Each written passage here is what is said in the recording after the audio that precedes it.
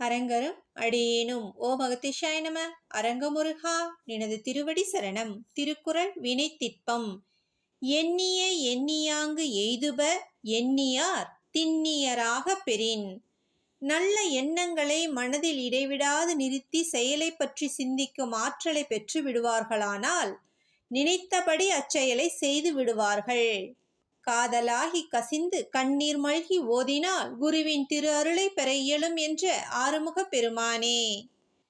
எண்ணியதை எண்ணியபடி செயல்படுத்த வேண்டுமானால் செயலில் உறுதியும் வலிமையும் ஒழுக்கமும் உடையவராக இருக்க வேண்டும். அதற்கு தவம் செய்க என்கின்றார் திருவள்ளுவ பெருமான். மகான்களின் எண்ணம் குறிக்கோள் அனைத்தும் ஒன்றாகவே இருந்தது.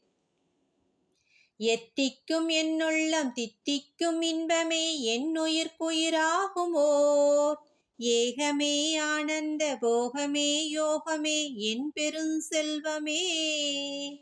நன்முக்திக்கு முதலான முதல்வனே மெய்ஞான மூர்த்தியே முடிவிலாத முருகனே நெடியமால் மருகனே சிவபிரான் முத்தாடும் அருமை மகனே.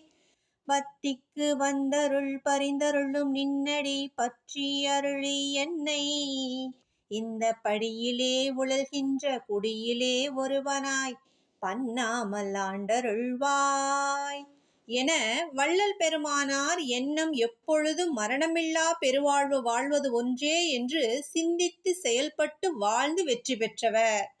இத்தகைய அருளை ஆறுமுகப் பெருமானே வழங்க முடியும் என்று உணர்ந்தவர் முருகப்பெருமானை உளமாற வணங்கி போற்றி அவரது திருவடிக்கு தொண்டு செய்தால் இத்தகைய பெருவாழ்வை பெறலாம் என அனைவரும் அறியும் பொருட்டு இப்பாடலை எழுதியுள்ளார்.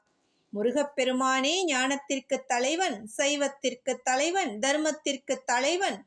ஆறுமுகப் பெருமானின் கருணையை நினைத்து உள்ளம் குழைய வேண்டும். ஞானத்தை வாரி வழங்கும் வள்ளல் மலரடி வாழ்க வாழ்க. ஓம் சரவண ஜோதியே நமோ நம.